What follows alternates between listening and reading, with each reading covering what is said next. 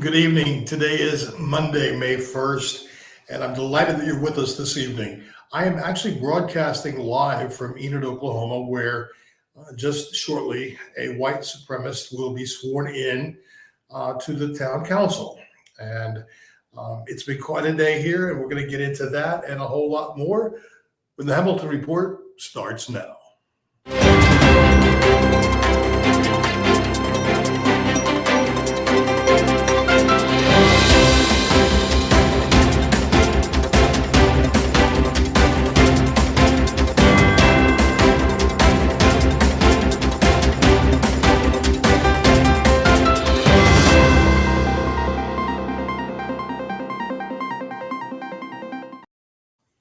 It's always a pleasure to spend half an hour with you on Monday evenings. But today has been quite a challenging day. Invigorating, exciting, but still a challenging day. As I mentioned, I'm in Enid, Oklahoma today, where they're swearing in a white supremacist who was elected to the town council. This is not a good thing for Oklahoma, and it's certainly not a good thing for the folks of Enid. But I want you to take a look at what's happening outside right now. I had to move into the library, and I'm grateful for the public library here for allowing me this space. But these are some of the folks who were out and protesting today. I counted 78 people at one time, and people are just now getting off work and coming. So they have a tremendous outpouring of support from people here in Enid. And I'm energized because of that, because it's a variety of folks in terms of age, ethnicity, religious background, sexual orientation. They're all here to stand up against white supremacy and a neo-Nazi. You may remember the Charlottesville riot. I'm sure you do, because that's the one where the then failed president said, well, there were good people on both sides. That's not true. There are good people on one side, and that was the people standing up against white supremacy. The person being installed here today onto the town council has a very troubled past when it comes to people in this community. You see, he was a leader, the Oklahoma delegation leader of the Charlottesville riot. And the people here in Enid are very upset. I want to say a very special thank you to all of the folks of the Enid Democratic Party, because they did a tremendous job in getting people out to vote and showing this evil for what it was. Unfortunately, this man Blevins won by 36 votes. Now, this is a cautionary tale for all of us in Oklahoma, because he won with just 36 votes. And that's because of only 6% of people turned out to vote. Now, we can beg people, we can encourage people, we can drive people to the polls, and all that's necessary. But we as Oklahomans have got to do better than just 6% of our population voting in a municipal election. As we've talked for the last couple of years on this broadcast, it is local elections, municipal elections, that have the most and greatest impact on our daily lives. It's not the president or Congress. It's the people who travel the same roads we do, who go to the same church or synagogue or mosque that we do. It's the people who are closest to what's happening in a community. And that's why these elections are so very, very important. Sadly, though, not enough people turned out, and this man was elected. There is already a recall initiative here, and I think that that's a very powerful first step. But I want to show you a couple of comments that were made even before this broadcast started. This person said, "What a terrible take. Blevins is a good man who will do good for Enid." No, he's not a good man. You cannot be a good man and support white supremacy. Absolutely cannot do it, because that is an evil in and of itself. So no, you can't be a good man, Mr. Omerta. And this person says he seconds that. Enid needs more men like Blevins. Now look, if you would, at his photo. This is the man who won't even step in front of a camera because he doesn't want people to know who he is. That's fine. I have no intention of engaging him whatsoever, uh, because you can't make sense with some people, and you shouldn't even try. But what the people here in Enid are doing today is they're standing up for their community. They're standing up for what is good and right for the people of Enid. I mentioned that I'm in the library here. They have been very much at the forefront of banning books. They have signs all over the library with lists of censored books, their word, not mine. And so this is a town that is sharply divided right now. And my great concern is that this is not limited to Enid. This kind of thing is a sprawling cancer. Now, you don't have to wear a white sheet to be a white supremacist or a quote Christian nationalist, which frankly are neither Christian nor nationalist. It's kind of like grape nuts. It's not one and it's not the other. But I'm so happy that there are good thinking people like Lena here who says white supremacy has no place in this state. And it's true, it doesn't. But it's something that has existed long before I was born. And I was born in Oklahoma. And the times were different then because people weren't saying the quiet parts out loud. And now they are. I'm not saying one is worse than the other because they're both equally bad. When you have racism and when you have the evil that lurks in men's hearts truly jumping out in front of them to proclaim who they are, that's a dangerous situation. If we think for a minute that white supremacy or Christian nationalism is a good thing, I want you to consider two things. One is our governor and the way that he legislates this state. Too many signs of white supremacy. And the very fact that our superintendent of public instruction is dumbing down history to the point where we can't talk about Rosa Parks, where her books are banned. He's cutting out an entire swath of Oklahomans, not allowing their history to be taught. Their history is a part of my history and your history. We are all in this together. Now, here's the first person I pointed to. How dare he not like historical statues being torn down? Well, we have a history, and I will say this. Some historical statues should be torn down. They should be crashed into a million pieces because they stand as a testimony to our history as a nation that was anything but good and pure and honest. It was the same kind of thing that this man stands up for today. We've got to find a way to fight evil with good. And that's what I was hearing today from folks gathered here in Enid. Some of them had to take the afternoon off to be here. The speakers were so impassioned. Mike Hornblit from the Respect Diversity Foundation was one of the speakers, and he recounted how his parents narrowly escaped the concentration camps. They were on a death march. His father was on a death march when he was rescued by Americans. And he recounted that story. Others have recounted their own stories, including a young woman whose brother in 1979 was lynched by the KKK right here in Enid. In her research, she was only able to find one article about his death. And again, that's 1979. We have a problem in Oklahoma, and ignoring it is not going to make it go away.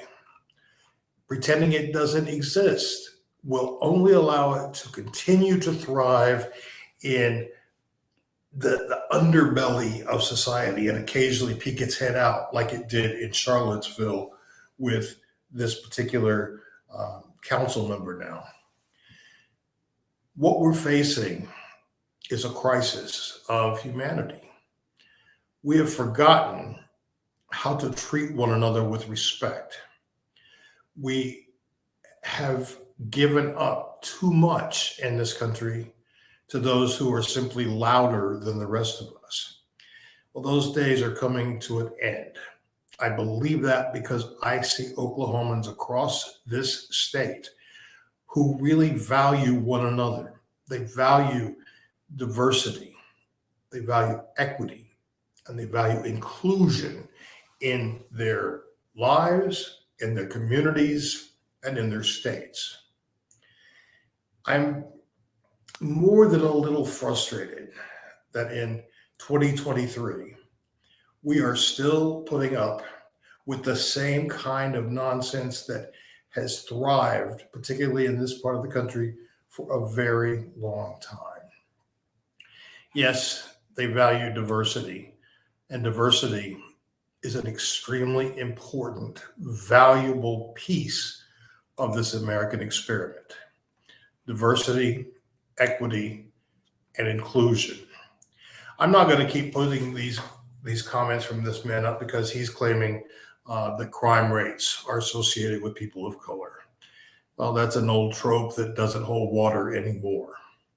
Friends, we have got to change the way we talk in this state, and we've got to listen carefully to the things that are said, but even more so to the things that are not being said. That's where the danger lurks. That's where the problem lies for our children and our grandchildren. You know, we've talked a lot about Oklahoma businesses not coming here, new businesses coming to the state, and they're not. They're simply not, and we don't need some task force to figure out why. They are not coming because of things just like this. There's a large Air Force base right here in Enid, and those people who are defending democracy, who are putting their lives on the lines for Americans and for others in democratic societies, those are patriots, and we're doing a disservice to them to allow this kind of hatred to be so outlandish in the streets and now in our council chambers. Why do we have to continually divide? Well, this is not an original idea of mine.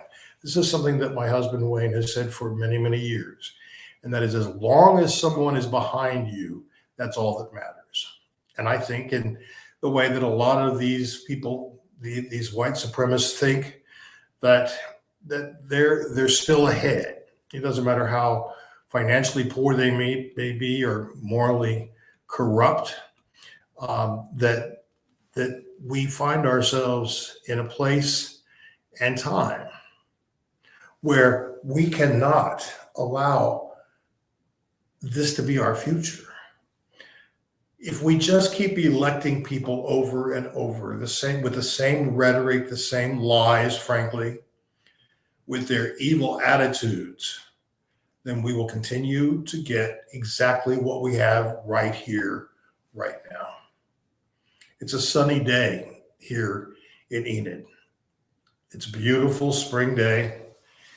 And the thing that I found most striking was that the march that's taking place in front of a building is the same building where this man is being sworn in, and it's called the Reverend Dr. Martin Luther King Jr. Municipal Complex.